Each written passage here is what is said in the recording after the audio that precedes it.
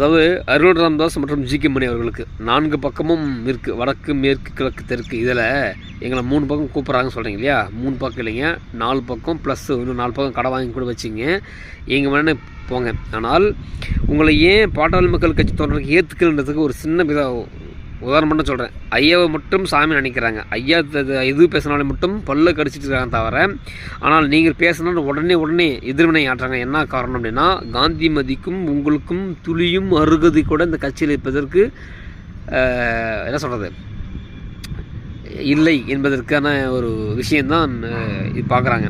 அதனால தான் அண்ணா அன்புமணி அவர்கள் இப்போது நேற்று கூட்டணி அறிவித்த பிறகே நீங்கள் பார்த்துப்பீங்க, 2 கூட்டம், அந்த 2 கூட்டத்தில் மக்கள் அந்த அளவுக்கு வந்தாங்க. இப்போ நீங்கள் நடத்த கூட்டத்தில் வராங்களா? வரல. 2வது உங்களை ஏன் ஏற்றுக்கலன்னா, எப்போ பார்த்தாலும் மேடை போட்டு இப்போ இந்த கட்சியிலேருந்து போன சி.என். ராமமூர்த்தி, வேல்முருகன் இவனையெல்லாம் பாமக தொண்டர்கள் ஏற்றுக்கினாங்களா? இல்லை அவங்க முன்னாடி பெரிய கூட்டம் இருக்கா?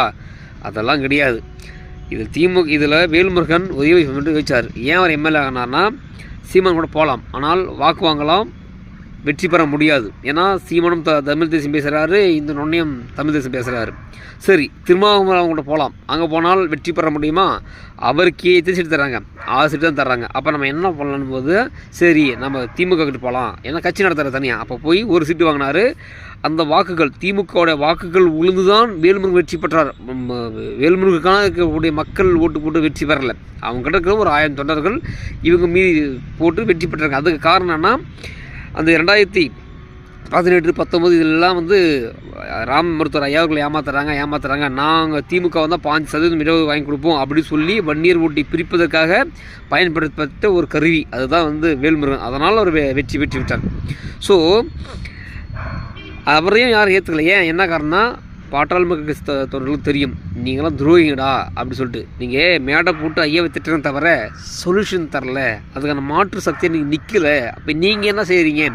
அவர் குற்றம் சாட்டு விட்டு நீங்கள் அடுத்தவங்க போய் அண்டி பிடிச்சி நக்கிக்கிட்டு இருப்பதை விட, நீ என்ன செய்கிற, நீ என்ன செய்ய போகிற சொல்லலையே. அதான் சொல்லுவார். இன்றைக்கும் அன்புமணி நீ திட்டுறீங்க, ஓகே திட்டுங்க, தப்பே கிடையாது. ஆனால் நீ என்ன செய்ய போகிற? இந்த சமுதாயத்துக்கு என்ன பண்ணியிருக்கு, என்ன செய்ய போகிற, என்ன வரும் எதிர்காலத்தில், என்ன யாருக்கிட்ட என்ன கேட்க போகிற? தமிழ்நாட்டில் நடந்த அவலங்களை பற்றி நீங்கள் என்ன பேசுகிறீங்க? திமுக ஆட்சி வந்த பிறகு 16 கோடி ரூபாய் பாலம் காணாமல் போச்சு. அதை பற்றி நீ பேசுன, ஜி.கே. மணி நீ பேசுனியா? அருள் ராமதாஸ் நீ பேசுனியா?